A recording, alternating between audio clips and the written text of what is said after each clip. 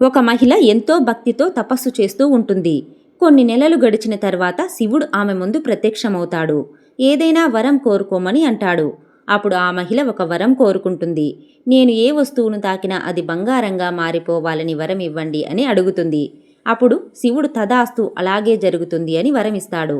ఆ మహిళ ఆనందంతో తన చిన్న గుడిసెను తాకుతుంది.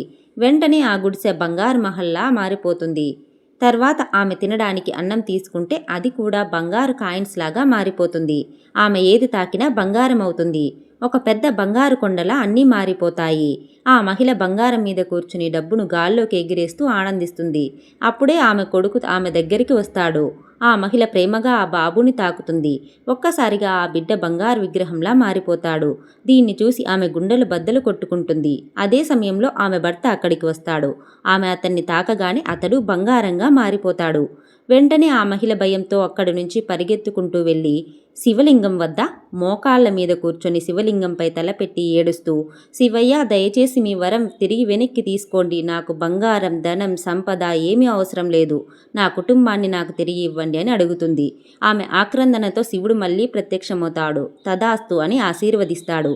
వెంటనే ఆమె భర్త, పిల్లవాడు సజీవంగా కనిపిస్తారు. ఆమె వారిని గట్టిగా కౌగిలించుకొని ఆనందిస్తుంది. తర్వాత అందరూ కలిసి ఆనందంగా జీవితాన్ని కొనసాగిస్తారు.